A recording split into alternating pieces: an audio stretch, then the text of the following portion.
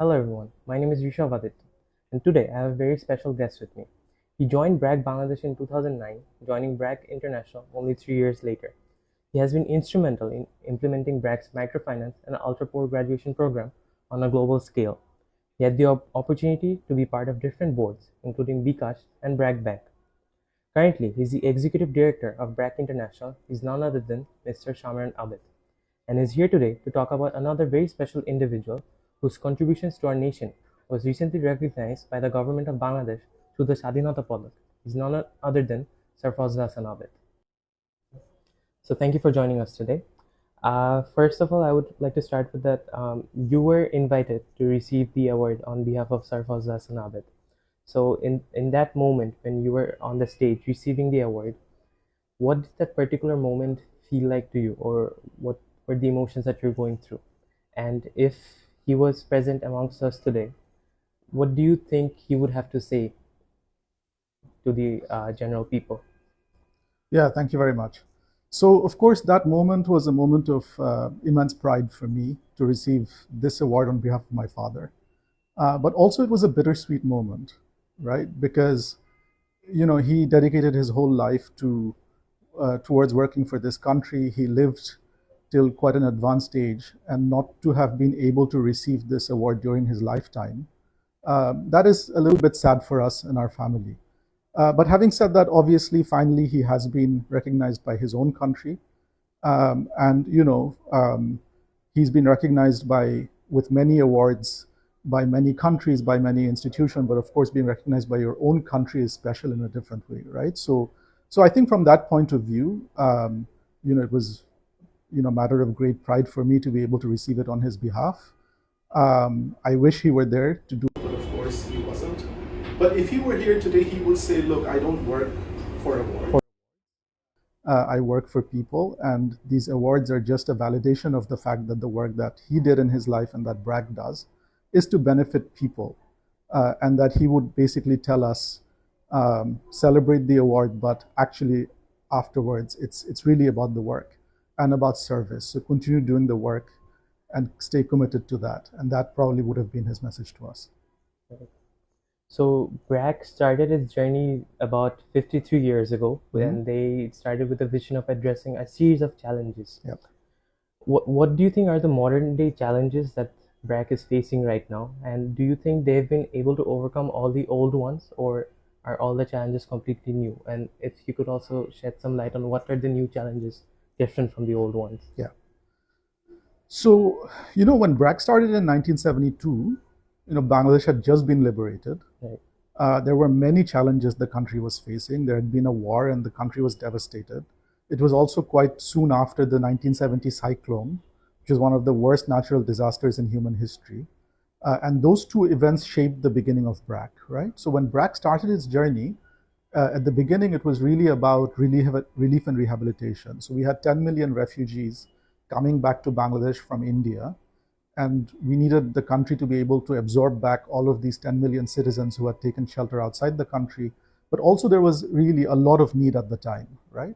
So at the beginning, it was relief and rehabilitation. And from that, over time, BRAC moved into longer term community development, got into public health, got into education, first adult education, then educating children, got into financial services, rights, gender, agriculture, food security, then working with the ultra poor, setting up a whole area of social enterprises, and then institutions like BRAC Bank, BRAC University. So BRAC became a big sort of series or network of institutions, but ultimately with the same purpose, right? And the purpose was trying to support people at the base of the pyramid, right?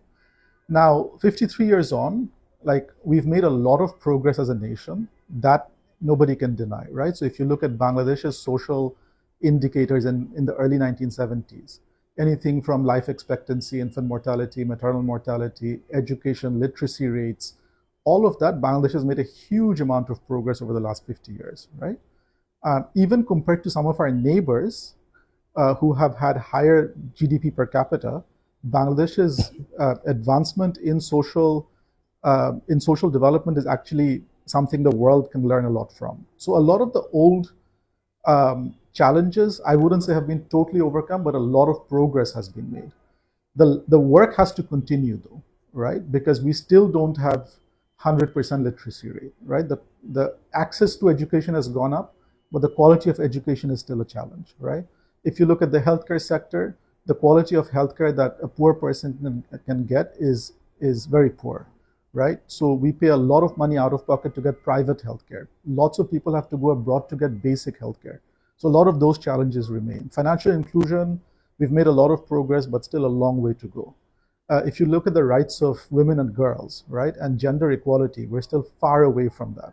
So what I would say is we've made a lot of progress, but there's a long way still to go. So those old challenges are not done. They are there, and we have to continue working towards them. But there are also a host of new challenges that we have to look at as well. So two that I would highlight for you, given the things that we're working on. One is, of course, the climate crisis, right? 30, 40 years ago, the world wasn't thinking about what would happen with the advent of climate change, right? Right now, it's not something that we can talk about as a thing that will happen in the future. We're already seeing hugely problematic issues arise out of the changing climate, right? So if you live in southern Bangladesh now, water salinity is coming up, natural disasters are happening more and more. So this is a huge challenge that at least our country will have to deal with over the next couple of decades.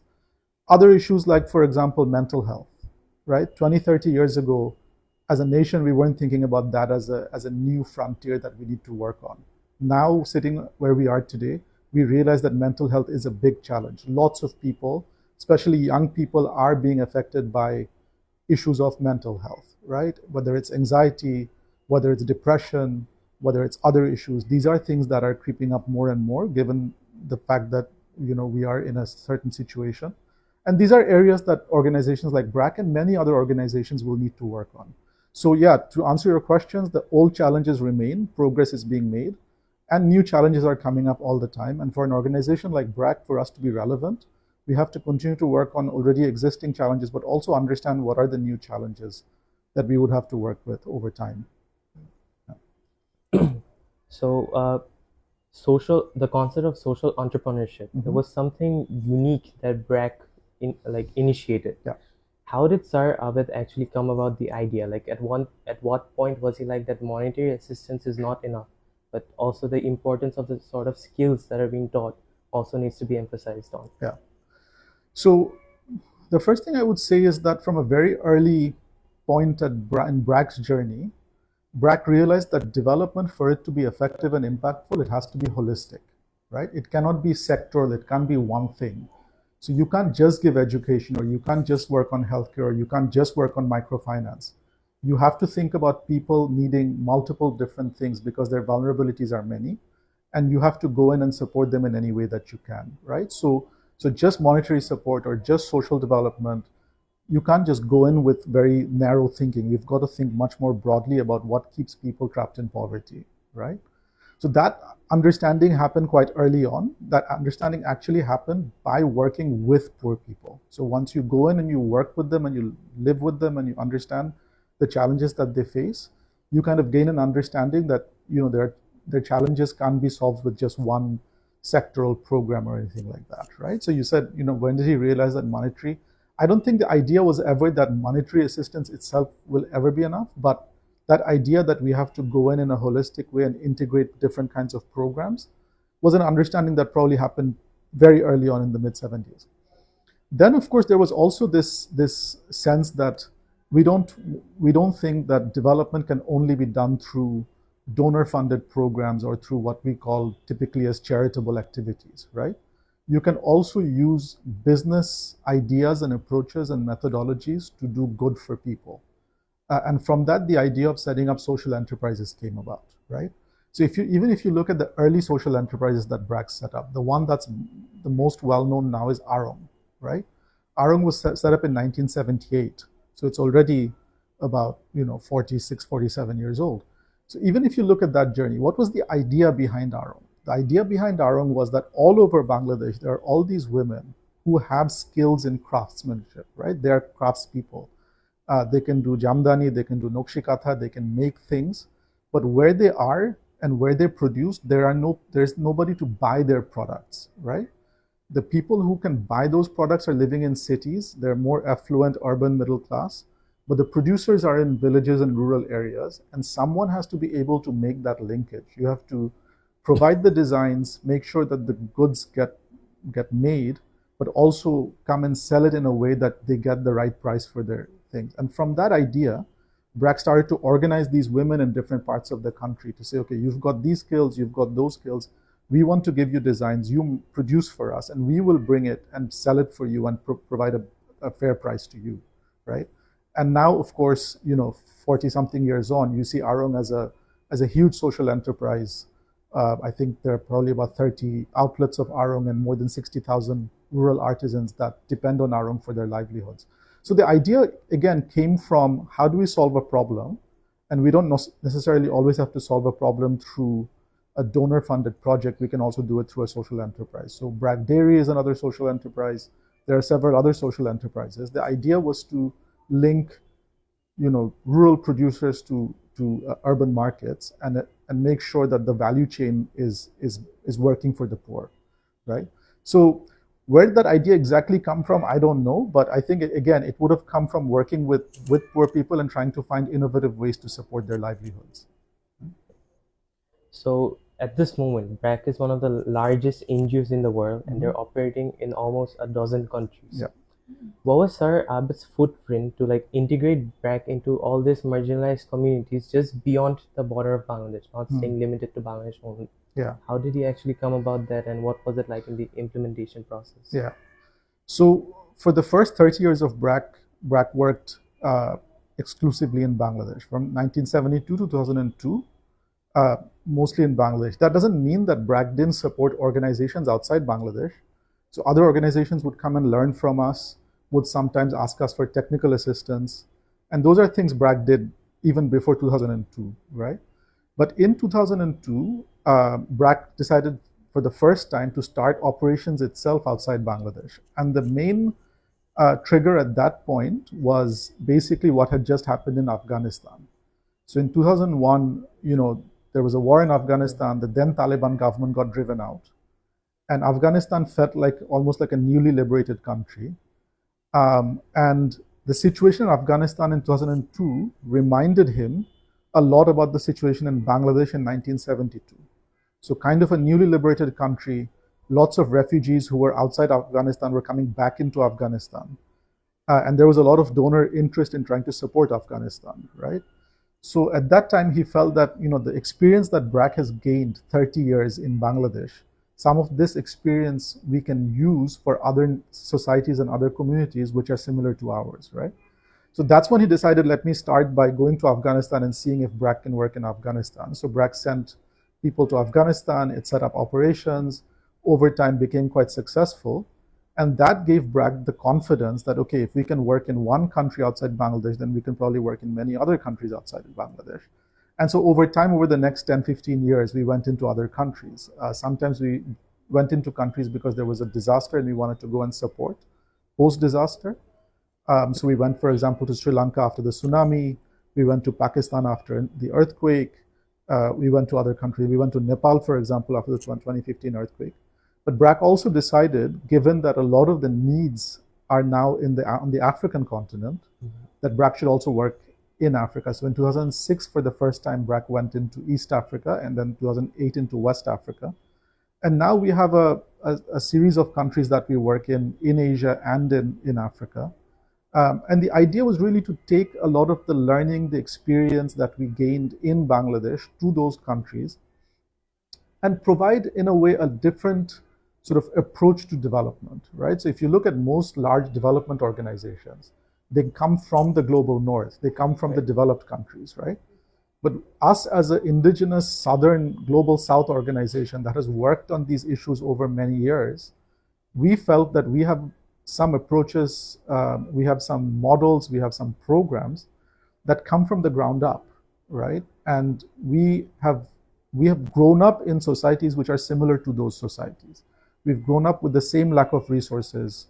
We've grown up with the same challenges that we face every day. So we feel that we're much closer to the countries where we want to go and work. And so some of our ideas and our approaches are more relevant to those countries as well. So we want to go into those countries, and just like we did in Bangladesh, we want to learn about their context, we want to learn about their challenges, we want to design programs and solutions based on their needs, and we want to grow from there. So it's really taking what's made BRAC successful in Bangladesh into those countries. And he always felt that, if you, as a development worker, you shouldn't limit yourself to a village or a community or a district or even a country. If you have things to share, you should share it with everybody. The needs are many. And he really felt that he felt that he was a global citizen, and any country that he could support or BRAC could support, we have an obligation and a responsibility to do that. Okay, so a lot of institutions often they sort of remain limited to a certain figure or as such. But in this case, Sir Abed was able to let BRAC be an entity in its own right, rather than merging into his image.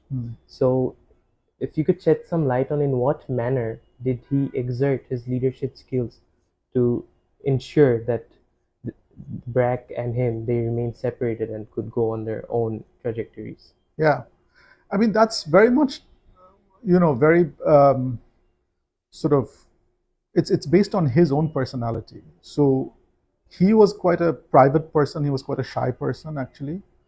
He didn't want much of the limelight, so he didn't want to make it about himself, right? So from the very early days of BRAC, he thought that what's important is the work, and he should let the work speak for itself and not make himself front and center of the organization. So actually, given the size of BRAC, given how much BRAC has done, it's actually quite surprising how few people actually know much about him. And that's how he wanted it, right? So that's something, he was very clear about from very early on, that he didn't want himself to become well known or people to, always think of him when they think of the organization. He wanted BRAC to have its own identity. He wanted BRAC to be known for the work that it does. He wanted BRAC to be committed to the work and not be too worried about, what people think about it. So kind of his own characteristics, some of his own personality, I think, rubbed off on the organization as well. And I think that's been good for us, in the sense that, an organization really shouldn't be about a person. Every organization is started by a person, but for organizations to last and for organizations to succeed and to remain sustainable beyond the life of a person, it has to institutionalize. And he was very serious about institutionalizing BRAC, and I think obviously he did that quite successfully, given that we're still thriving now 5-6 years after he's gone. So initially you actually mentioned that one of the challenges that Bangladesh was facing that BRAC tried to address was the problem of education. And Sir Abed himself, he believed in the necessity of education, and he has actually collaborated with the government time and time again with the programs of BRAC School. So what led him to decide that a university was necessary, which led to the establishment of BRAC University? And what exactly were his visions in the manner of speaking, that how did he want it to stand out? Because there are already so many universities, and he had decided that there was a requirement for another. Yeah. So what was his vision for that? Yeah. So, I mean, you're absolutely right. I think he felt that education was one of the most important things that he worked on during his lifetime, because, education, of course, is a force multiplier, right? Like, if you educate someone, the impact of that is not only for them, but they're, it's multi-generational. You put people in a completely different pathway and trajectory in their life if you give them an education, right? So he worked a lot on education. Of course, a lot of his work in the early days was on primary education, and then later on he also worked a lot on primary, including early childhood. But the university actually was something he wanted to create for a long time. He actually even thought of creating a university well before BRAC University was actually set up. And he always felt that, having a high quality, center of excellence at the tertiary education level was something Bangladesh really needed, right? I'll tell you a story. So, he used to say a lot about, institutions that last, right? If you look at all the institutions now that have been around, let's say for 500 years, what are the institutions people can think of, right? There aren't many types of institutions that you can think of that's more than 500 years old. Usually what you can name are universities, right? Oxford University or Cambridge University or, Bologna University. So he used to think that universities, by their nature, because they create knowledge and because they build leaders, they remain relevant for generations, centuries. So of all the institutions that he created, including BRAC, the nonprofit, a bank, financial institutions, other civil society organizations, the one that he felt would last for a long time and continue to serve society for a long time was actually going to be a university, right? So he was very committed to setting up a high quality, center of excellence at the tertiary education level. Why did he feel that another one is necessary? Because he felt that in this country there wasn't a strong liberal arts education provider, and he really believed in the liberal arts education approach, right? He felt that people should grow up being educated in a broad sense, not in a very narrow sense. He felt that you need to really have an appreciation for different disciplines and understand different things. So even if you're a scientist, you should have an appreciation for the arts and for literature and all of that. Even if you go in that direction, you should understand math and psychology. So he wanted to create an institution that would give young Bangladeshis that opportunity to get a high quality liberal arts education, which if you wanted in Bangladesh, you'd have to go abroad to some university in the US to get. So that was really his mission. Of course, he remained very committed to the university to the very end. I think he took a lot of pride in BRAC University, and including, of course, the new campus, which he didn't live long enough to see. But of course, he was very involved even in the design and in choosing the architecture, the architects to create the design, the firms to build the university. So the university was a very special thing for him, and he was very committed to that. Okay, so just to give us a personal insight, what was the difference between, like Sir Abed when he was at work and Sir Abed as a father? And if there are any particular childhood memories or any memories as such that you would like to share with us? Yeah, thank you. So hard to think of a particular memory in a lifetime of seeing somebody as your father, right? But for me, it's obviously different from other people because other people saw him as Sir Fazle Hasan Abed. I mean, for me, he was growing up, he was just my father, right? And that relationship is the same, regardless of who the person is. He was obviously a very busy person. So from very early on, I realized that he's a very busy person. We're going to have to share him with BRAC. So that's something we grew up knowing. But when he was at home, he was very present, right? Yeah, he was very busy, but he was never, when he spoke to somebody, you had his full attention, right? That I always say that it's very difficult for our generation to do that because we're on our phones, we're on something else, we're always distracted. But with him, that was something that was very, very much something we appreciated, that, he was busy, he had 100 things on his mind, but when he was giving us time, we had his 100% of his attention. And that was very important for us as his children. But having said that, of course, we did have to share him a lot with BRAC. So we used to say that, like BRAC is his first child. And, most of his time went into creating this organization. But we're also proud of what he did with BRAC. So, yeah. So, in closing remarks, do you have any words of advice for our students at BRAC University? What values of Sir Abed do you think that they should carry with them to not only just be successful in life, but also like him to bring about meaningful changes in our society?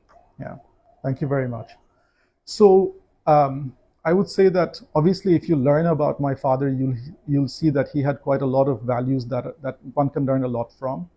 As I mentioned, he felt that he was a global humanist, that he was committed to people who had less than him, and he dedicated his whole life to improve the lives of people who had less and who were marginalized and vulnerable, right? So there's a lot that one can learn from that.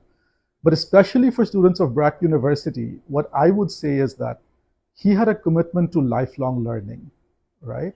And as university students, for us as well, when we were younger and when we were going through university, it seems like we know a lot now. We've understood everything, we've grown up, and university life is the final frontier in terms of our education. But actually, the people who are really successful, including my father, are people who continue to learn for the rest of their lives. And in this day and age, it's important to continue to learn, but also continue to unlearn, right? So that is something he demonstrated as a lifelong passion. Till the very end of his life, he would read a lot. He would read broadly from fiction, non-fiction. He would read the news. He would try to acquire new skills. And that's something that you will see that all successful people they continue to learn for the entirety of their lives. Because at any time, if we feel like we know it all, we figured it all out, or we've learned it all, we will stagnate. We will stagnate in our careers. We will stagnate in our lives. So the one thing maybe we can take from his life and how he lived it is to just remember that learning is a lifelong pursuit. And if we want to be really successful in life, we have to be committed to continue to learn and unlearn for the rest of our lives. Well, thank you very much. Thank you so much, sir, for Thank giving you. us your time today. Thank And I hope everyone enjoyed that. Thank you.